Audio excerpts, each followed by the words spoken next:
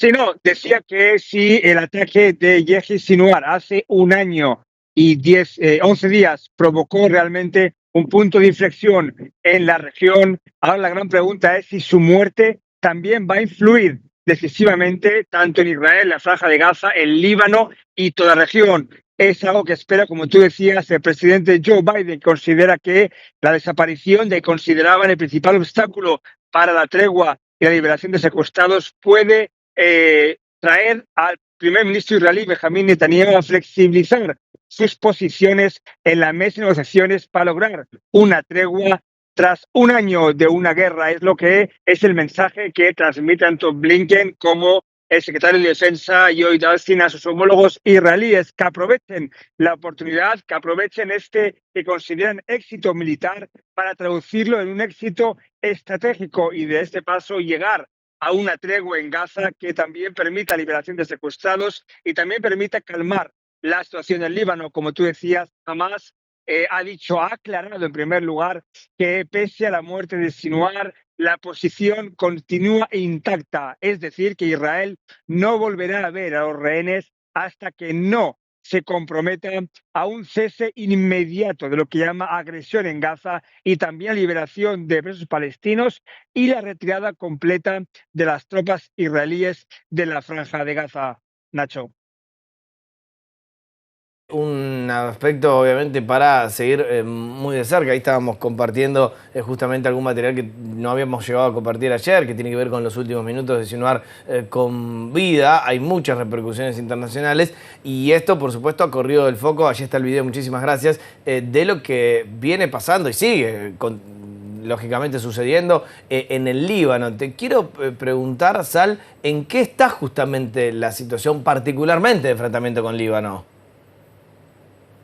Pues Nacho, de hecho, el conflicto renovado o escalado entre Israel y Hezbollah en el Líbano fue lo que enterró completamente los esfuerzos de Biden y de Blinken para una tregua en Gaza, es decir, el frente de Gaza quedó relegado a un segundo plano y ahora la muerte de Sinwar ha vuelto a relegar el frente del Líbano. A la pregunta, pues, hace unos minutos el jefe del ejército israelí, Herzi Halevi, afirmaba que en esta escalada el ejército ha matado, dice, a 1.500 operativos armados de Hezbollah, mientras continúa su ofensiva terrestre y la milicia chiita libanesa afirma que hay duros combates en el sur del Líbano. Al mismo tiempo hay una ofensiva internacional diplomática relacionada también con el FINU, la fuerza desplegada de la ONU en el sur del Líbano, para lograr un cese de hostilidades o al menos una calma entre Israel y Hezbollah.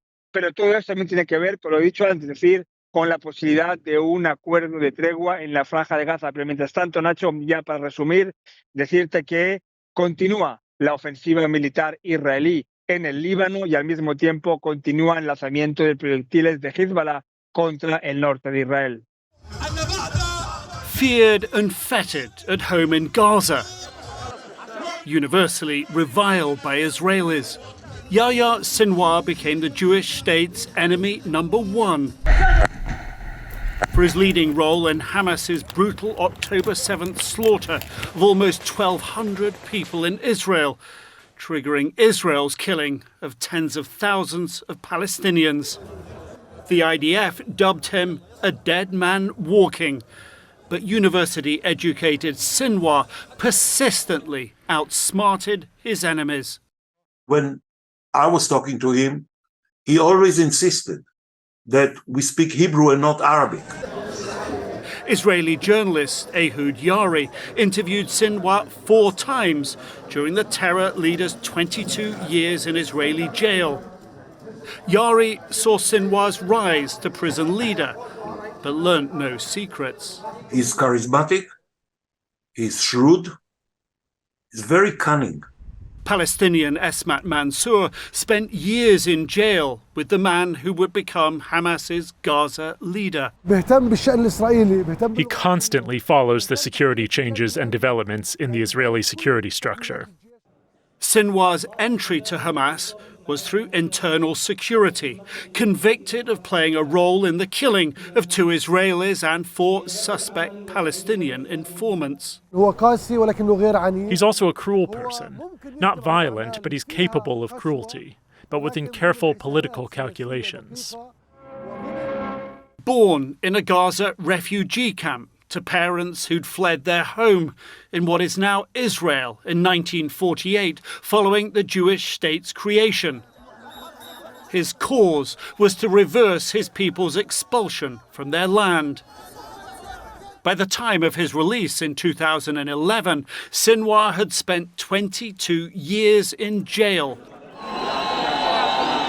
His freedom was a seminal moment, traded with more than 1,000 other Palestinian prisoners for just one IDF soldier, Gilad Shalit, snatched 5 years earlier. It was an object lesson for Sinwar, but he had emerged to a changed reality. Gaza, now cut off from the world by Israel's blockade. Rising to become Hamas's overall leader in Gaza, he worked to reverse those setbacks. Harming Al-Aqsa or Jerusalem means a religious war, and we will not hold back. We as Palestinians, as well as Arabs and Muslims, are fully prepared and will not hesitate to defend our rights. It was an uneven fight, Israel always with the upper hand. He counted on Iran to help. Iran has supported us with finance, arms and expertise. Yet he indicated his stance on Israel could be softening. In 2018, telling an Italian journalist he saw, quote, an opportunity for change and, quote, a new war is in no one's interests. He stepped up diplomacy with Egypt and Qatar, his interlocutors to Israel, making sure his cause had a broad Arab alliance. I say to the leaders of Arab and Islamic countries, there has to be a strategic change in your path. It is ending normalization, closing the embassies, and supporting the resistance. During fighting in 2021, the IDF bombed his house. A week later, at a rare press conference, he goaded the IDF to take a second shot, saying he would walk home. He didn't hide, and neither did his fighters ahead of their October 7th attack. Their training in plain sight, like Sinwar's comments, misread by the IDF. Opening the door to a war that has become his legacy. Israel's response resulted in the unparalleled killing of tens of thousands of Palestinians and the destruction of Gaza. Internationally, it raised a previously unseen potent pro-Palestinian lobby. If that was Sinwar's strategy, it was succeeding, but at great cost. Ultimately, he will be judged in Gaza. Does anger at the destruction Hamas triggered fade faster than the hatred at Israel for doing it? Nick Robertson, CNN, London.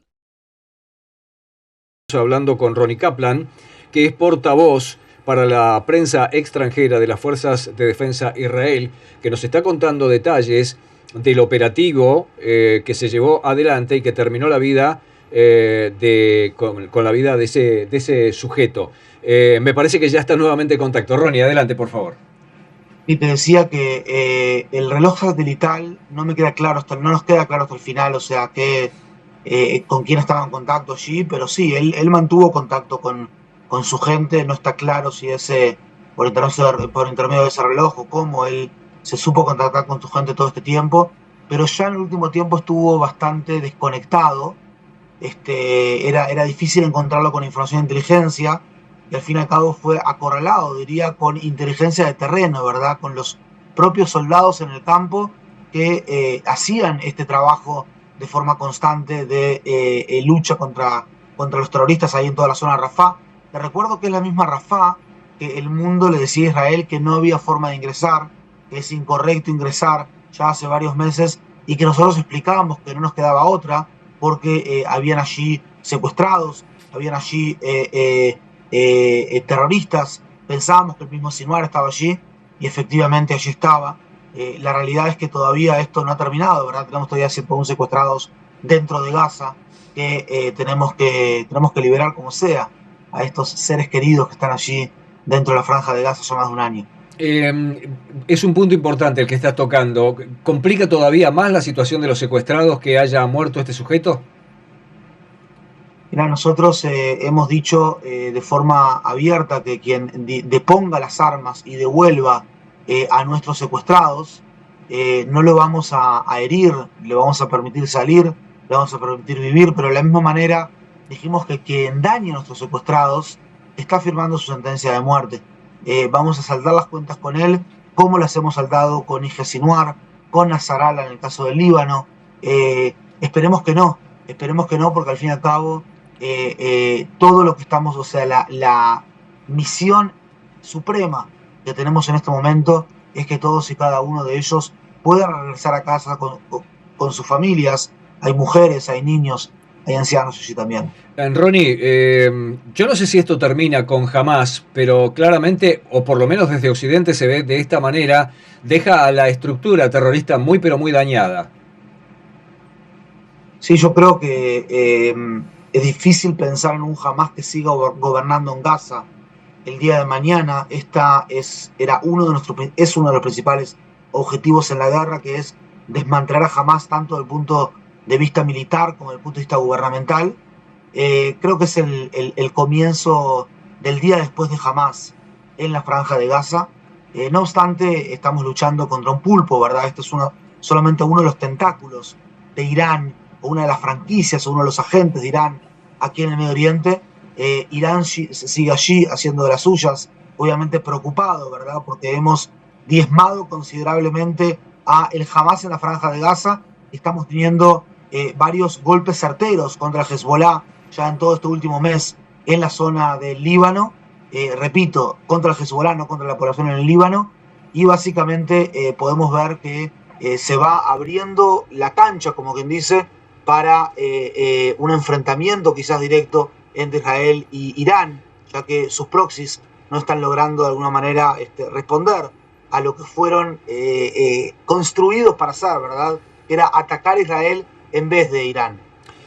Interesante el concepto de pulpo. Pulpo significa tener tentáculos. Hamás y Hezbollah son tentáculos eventualmente, entonces, según tu definición de lo que sería la cabeza principal, que es Irán. Y todavía está pendiente la promesa de un ataque de Israel en respuesta al ataque sufrido directamente por Irán. ¿Un acontecimiento de esta naturaleza tiene algún efecto sobre esa decisión? Puede ser, la verdad que es algo que están en este momento analizando de forma constante, pero no cabe duda de que si nosotros no retaliamos frente a un Irán que nos lanzó unos 200 misiles balísticos, ellos lo van a ver como una debilidad, básicamente, ¿verdad? Lo van a leer como una debilidad, y aquí en el Medio Oriente tú no podés ser débil. No nos olvidemos que el propio Irán nos atacó porque nosotros logramos asestar esos golpes certeros contra Hezbollah. Es decir, nosotros le pegamos a uno de los tentáculos del pulpo, y ahí la cabeza del pulpo es la que atacó hace 2 semanas con estos prácticamente 200 misiles que podían haber dejado decenas de miles de israelíes muertos y no más, si no fuese por los sistemas de defensa aérea y los sistemas de defensa civil. Y nosotros definitivamente que vamos a responder a Irán en el sitio, de la forma y en el momento en que lo creamos más conveniente, Pepe. Finalmente, y ya no te quito más tiempo, Ronnie, la infraestructura militar a gran escala parece cada vez más dañada, definitivamente para Hamás y también para Hezbollah.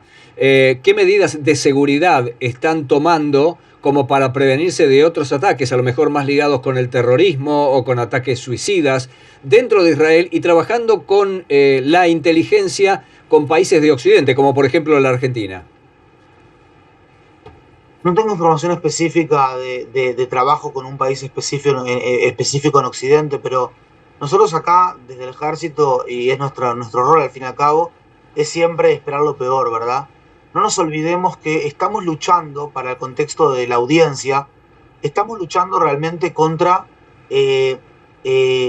grupos terroristas que han dicho que tienen que terminar la obra de Hitler. El mismo Nasrallah de Hezbollah dijo abiertamente que qué bueno que los judíos estén todos juntos en la tierra de Israel, así podemos llevar a cabo de forma mucho más eficiente la solución final, pensando en en relación a la solución final durante la Segunda Guerra Mundial, que fueron asesinados 6 millones de judíos a manos de los nazis, ¿verdad? El mismo Hamás había dicho que hay que conquistar también Roma y las dos Américas, y que judíos y cristianos son todos infieles, y con todos hay que terminar y hay que conquistar. O sea, hay una cuestión acá de expansión de la revolución islámica. Eso es lo que ha venido haciendo Irán desde el año 1979, la revolución de los ayatolás allí en Irán, y básicamente nosotros no nos queda otra que luchar contra ellos, y si no se debilita este eje del mal de forma profunda, básicamente no podemos terminar con esta guerra, porque ellos nos van a seguir poniendo a maltraer. Es un mal ideológico básicamente contra Israel, nos quieren sacar de esta zona, nosotros obviamente que no lo vamos a permitir.